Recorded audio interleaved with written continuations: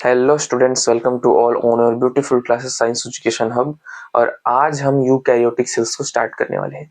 Prokaryotic cells खत्म हो चुके हैं, मतलब बैक्टीरियल सेल्स के बारे में हमने बहुत कुछ डिटेल वाइज में पढ़ लिया है।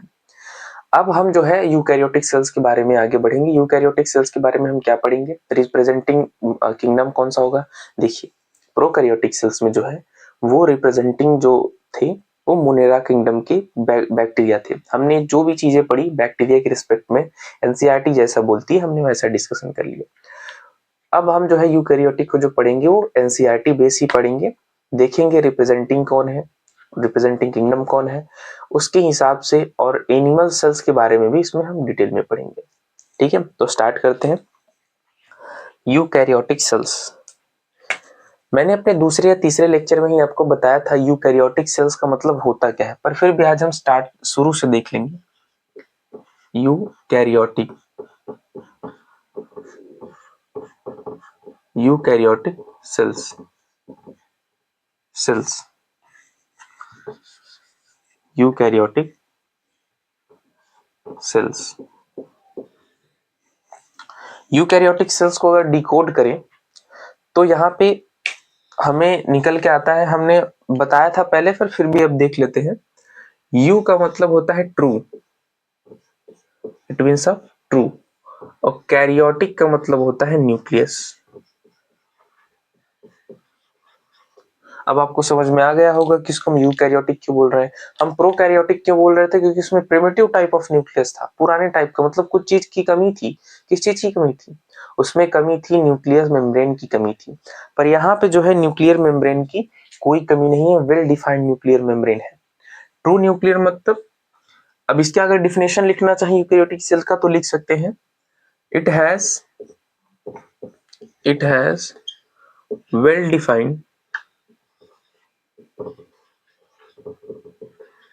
Nuclear membrane nuclear membrane well defined nuclear membrane. तो यूकैरियोटिक सेल्स का डिफिनेशन क्या हो गया कि इसमें well defined nuclear membrane present होते हैं। ठीक है, हमने नाम से डिकोड करके देख ली। अब उसके बाद देखते हैं इसको रिप्रेजेंट कौन करता है, यूकैरियोटिक सेल्स को रिप्रेजेंट कौन करता है।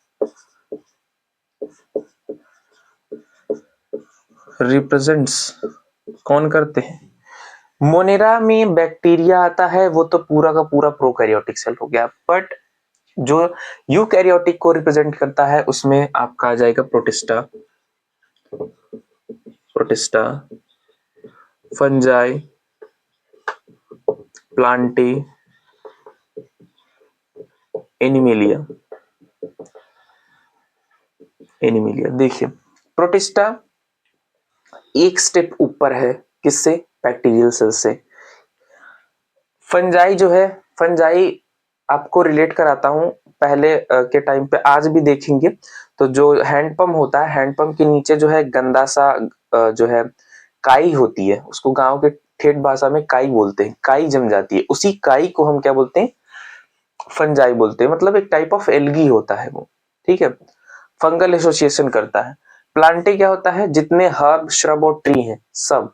एनिमिलिया, इसमें जो कुत्ते, बिल्ली, गाय, भैंस, इंसान, मनुष्य, ठीक है, सब आते हैं एनिमिलिया में।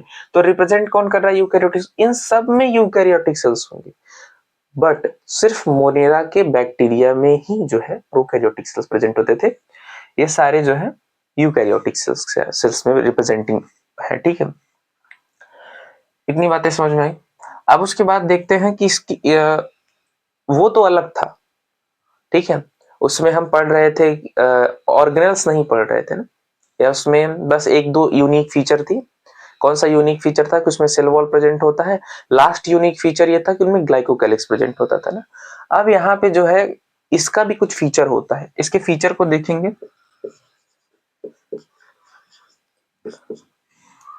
इसका फीचर ये है कि इसमें ऑर्गेनल्स प्रेजेंट होते हैं, मेम्ब्रेन बॉन्ड ऑर्गेनल्स प्रेजेंट होते हैं। पहले लिख लेते हैं, it has present membrane bond organelle, membrane bond organelle, membrane bond organelles like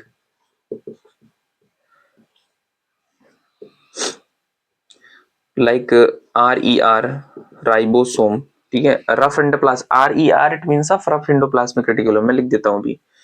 RER हो गया, सेंट्रोसोम हो गया।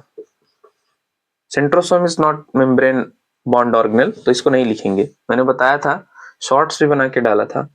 माइटोकॉन्ड्रिया लिखेंगे, माइटोकॉन्ड्रिया। क्लोरोप्लास्ट,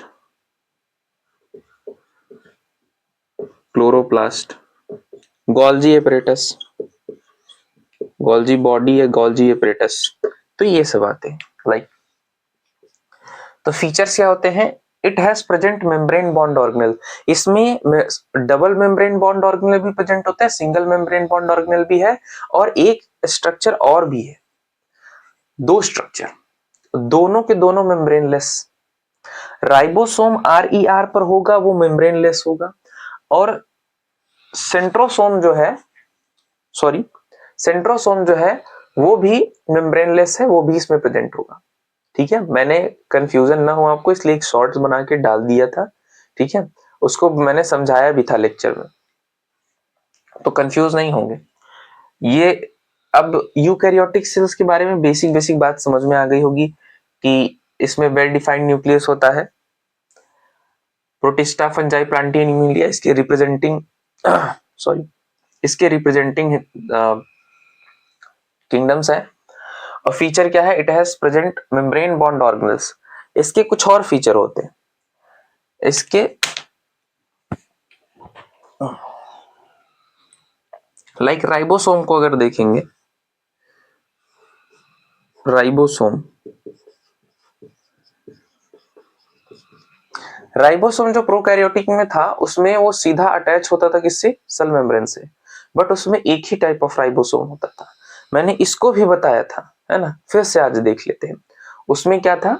एक ही टाइप ऑफ राइबोसोम था, 70S टाइप ऑफ, बट इसमें दो टाइप ऑफ राइबोसोम होगी। देखिए एनसीईआरटी बकायदा लिखती है 70S type of ribosome and 80S type of ribosome. अब ये 70S और 80S होते कहाँ हैं, यही देख लेंगे। 70S जो होता है वो RER पर होता है। अब यहाँ पे मैं फुल फॉर्म लिख दे रहा हूं, rough endoplasmic, endoplasmic reticulum,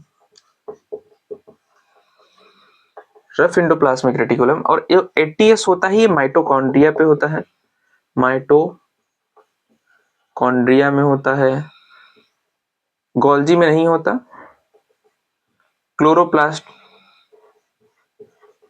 chloroplast, ठीक है। हालांकि ये जो क्लोरोप्लास्ट है वो प्लांट में आता है, प्लांट का फीचर है, but 80S type of ribosome होता है sorry 80S type of ribosome होता है, ठीक है।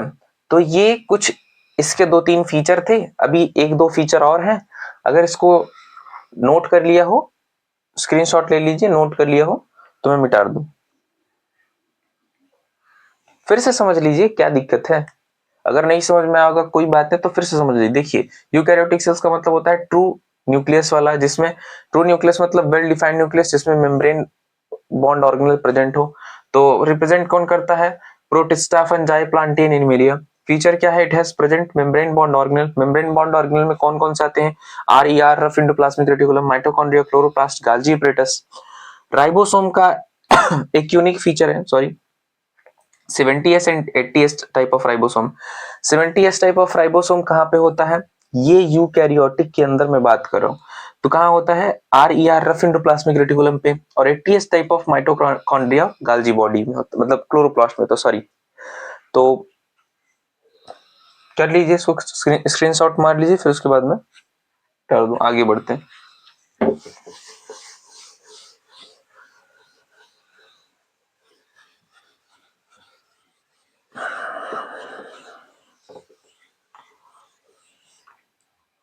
इसका एक और फीचर होता है, इसका फीचर एक और क्या होता है? स्टेटमेंट टाइप ऑफ है, उसको समझते हैं ध्यान से।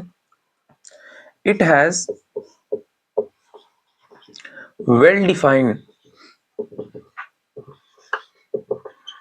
लोकोमोटरी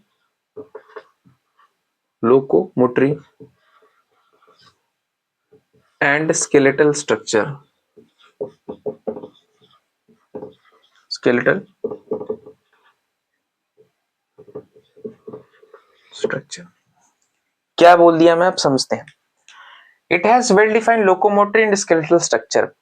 हमने अभी कल ही देखा प्रोकैरियोटिक सेल्स में लोकोमोटरी स्ट्रक्चर क्या था, फ्लैजिला था, है ना। यहां पे क्या होगा, यहां पे भी लोकोमोटरी स्ट्रक्चर होगा, पिलिन प्रोटीन का बना हुआ साइटोस्केलेटल होगा। स्केलेटल, ठीक है, स्केलेटल मतलब हड्डियां होंगी जो क्या बनाएंगी, पूरा का पूरा स्ट्रक्चर बनाएंगी, पहले लेक्चर में ही बताया था। तो जैसे लोकोमोटरी स्ट्रक्चर और स्केलेटल स्ट्रक्चर देखते हैं, हो जाएगी। हालांकि बस इतना जान लो, समझ लो कि जो लोकोमोटरी स्ट्रक्चर होता है, लोकोमोटरी मतलब लोकोमोशन के लिए ना, हमें एक जगह से दूसरे जगह जाने के लिए वेल डिफाइंड स्ट्रक्चर होता है। हमारे 2 पैरे हैं, दिख रहा होगा, बिल्ली के 4 पैरे हैं, कुत्ते के भी 4 पैरे, तो लोकोमोटरी स्ट्रक्चर है ना, उसके पांव है ना, कैसे है, हड्डियां प्रेजेंट है लोकोमोशन के लिए। स्केलेटल स्ट्रक्चर, हम खड़े हैं, है ना, हमारा मतलब जो सेल्स है वो किस पे टिके हुए हैं, एक स्ट्रक्चर है, हड्डियां अंदर है जिसको बोन्स बोलते हैं, उस पे टिका हुआ है ना। तो स्केलेटल स्ट्रक्चर देखो कितना ऑर्गेनाइज्ड वे में है ना, हमारे नाक का पोजीशन अलग है, मुंह का पोजीशन अलग है, आंख का पोजीशन अलग है, हाथ का मूवमेंट कर रहा हूं, हाथ का पोजीशन अलग है। प्रोकैरियोटिक में ऐसा था क्या, वो तो बस एक सेल का टुकड़ा थी, पर हम वेल डिफाइंड ऑर्गेनाइज वे में है ना।